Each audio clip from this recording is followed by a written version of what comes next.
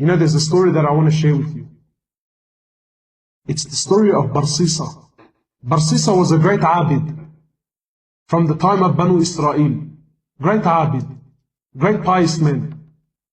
He was a monk. Nowadays, a sheikh. And my brothers, as I share the story of Barsisa with you, don't think of Barsisa, think about yourself. Put yourself in the shoes of Barsisa. Barsisa was a great scholar, someone who worshipped Allah, very pious. The whole community knew about him. He had his own temple where he worshipped Allah day and night. And 3 brothers,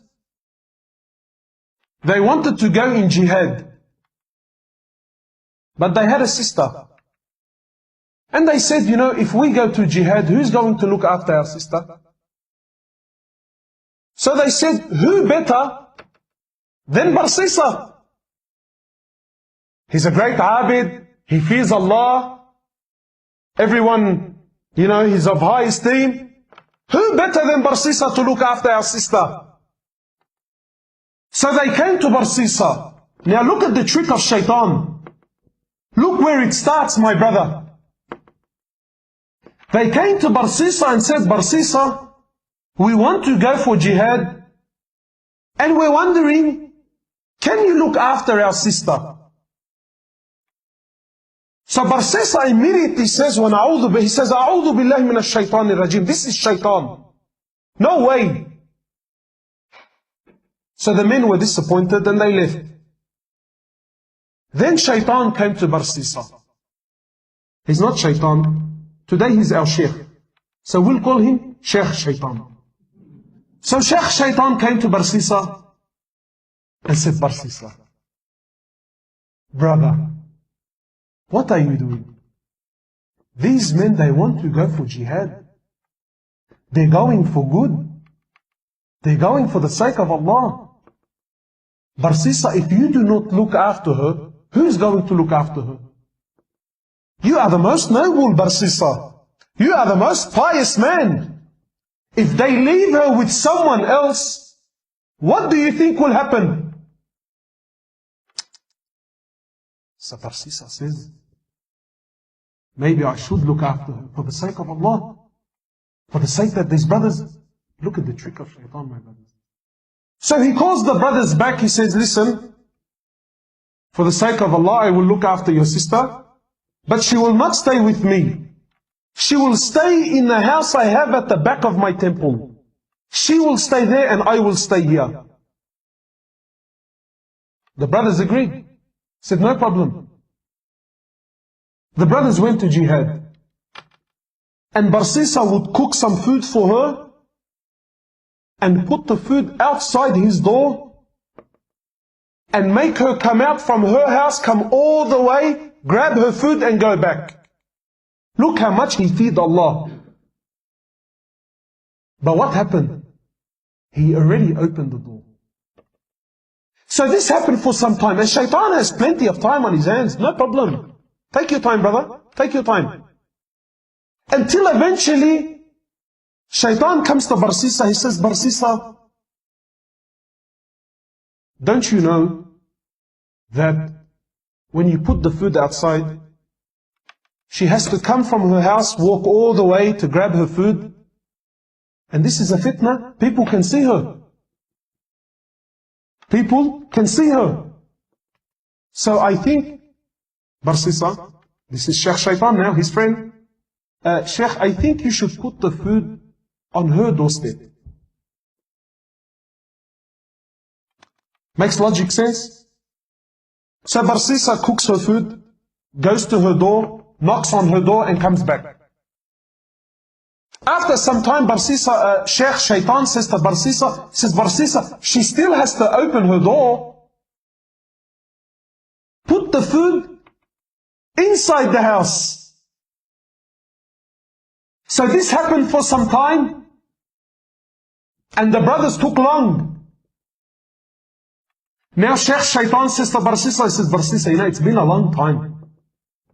This woman has no one to talk to, no friend, nobody to socialize. Maybe you should talk to her Otherwise, she will go outside and, Allahu Alam, cause fitna outside. For the sake of Allah, not for, no, brother, for the sake of Allah. So Barsisa now, he goes to the house. Look, he still fears Allah. From outside the house, he's talking to her. Shouting, and she can't hear him properly. And after some time, Shaytan says, Barsisa, why are you embarrassing yourself? You're screaming and shouting. Go inside the house and speak to her there. My brothers, after some time, he started speaking to her inside the house. What was a little conversation became a longer one. After talking, now he wants to see. After seeing, he now started to touch. And after touching, the great Barsisa committed zina. How many of us, maybe we have not committed zina, but we fell in the same footsteps of Barsisa. Now he's committed zina. She falls pregnant. She gives birth to a baby boy. And Shaytan now comes to Barsisa, says, Barsisa, bro, if the brothers come back and see this young boy, and you were the one who was responsible for looking after her, how will you explain the boy? Now he's worried. He says, what do I do? He says, Barsisa, you have to kill the boy. You have to get rid of the evidence. So Barsisa kills the boy. What do we have now? Zina and murder. After some time, Sheikh comes back. Says, Barsisa, do you really think she's going to keep quiet about what happened? Do you really think she's not going to tell her brothers about what took place here? He says, what do I do? Kill her too. Zina and double murder. The brothers come back. Barsisa, where is our sister? He says to them, Inna lillahi wa inna ilayhi raji'un. Your sister, she became very ill, and Allah took her life. Barsisa is a great abid, big sheikh. He does not lie. He says to the brothers, Inna lillahi wa inna ilayhi raji'un. Your sister, she became very sick, and Allah took her life. The brothers had no other option. They said, where is she? He showed them a fictitious grave, a fake grave. He said, this is where she is. They made some dua for her and went home. The next morning, one of the brothers, he says, I had a very interesting dream last night. The other brother said, I had an interesting one too. What did you see? He says, I seen in my dream that our sister was not sick. Rather, she fell pregnant, she had a boy, and her and the kid were murdered. And I seen that she was not buried where he showed us, but she was buried somewhere else. So the other brother says, Zina Ajib, I had the same dream. So they said, both of us cannot be wrong. They went to where they seen in their dream, they dug up that grave there, they found their sister and the baby there. They went back to Barsisa, they said, Barsisa, you lied to us, this is what took place, and now we're taking you to the ruler. Look at the trap of Shaytan, my brothers. Look at the trap of haram. Look at looking at just one look at a girl. Just one look. So now they're taking Barsisa where? To the ruler. Now on the way, Barsisa is looking at himself, he's thinking, how did I get in this mess?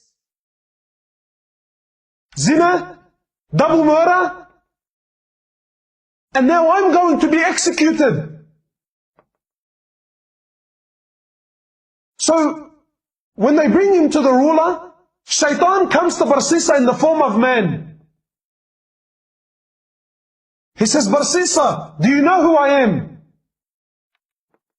He says, no. He says, Barsisa, I am Shaytan. And I am the one who caused you all this mess. And I'm also the one that can get you out. I can get you out, man. I have a lifeline for you, Barsisa. He says, anything.